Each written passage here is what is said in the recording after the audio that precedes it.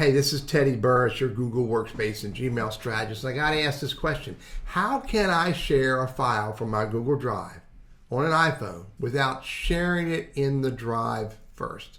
Let me show you what you can do and what you can't do in this video. But before I do, hit that subscribe button because I create all of these videos specifically for you.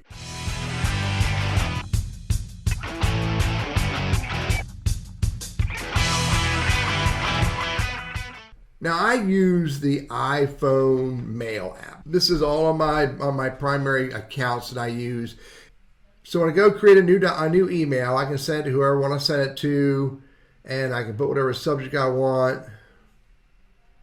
And now when I get into the body of the message, I can type whatever I want. But you also notice on the right where it says Mary I thanks, hit that arrow. Now I can go back to text. I can do an image, a video. I can scan an image, scan a document, or I can go get a document. But when I go get a document, it's going to look in the Documents folder of my iPhone. It's not going to look in Google Docs. Let me cancel that out. And then you can see the only other option I have is I got a pencil for marking up. Now, this is not clearly the iPhone Mail app is not going to pull documents from my Google Drive. However, let me show you how you can do that. I'm going to cancel this. I'm going to go into my G apps. I'm going to go to Gmail. And in Gmail, I'm going to hit Compose. I'm going to send it from my business address. Actually, I'll send it from my testing address. That's fine. Who am I sending it to? I'm going to send it to TL Burris. What's the subject? Testing. Now I get to compose a message. Here is the doc you want.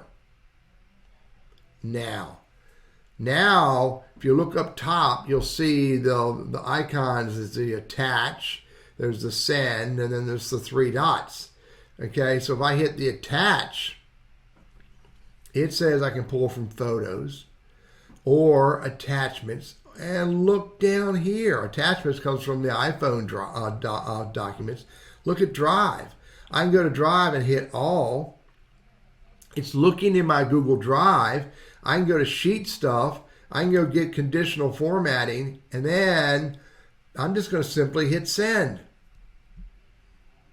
And it sent it. Now, if that document had not been set up with permissions to be shared, it may have errored out. Let me go see what happened. Let me come out of this. So let me switch accounts and go to the business account.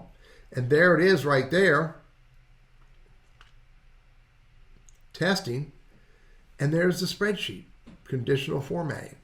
So I'm going to do one more. Let me first set this up and make sure I have a document that's not shareable. All right, I'm going to go create another one.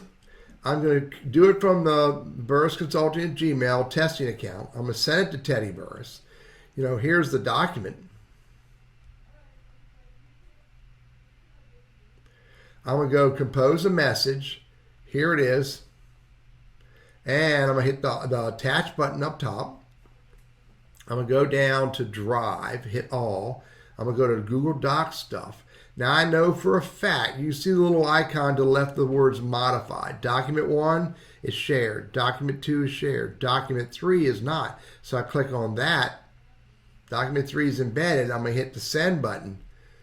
This file needs to be shared. Share settings in Google Drive. So I can say continue. And it's going to share that document. And now in my email, I should get a message here momentarily, and boom, there it is. Here's the document.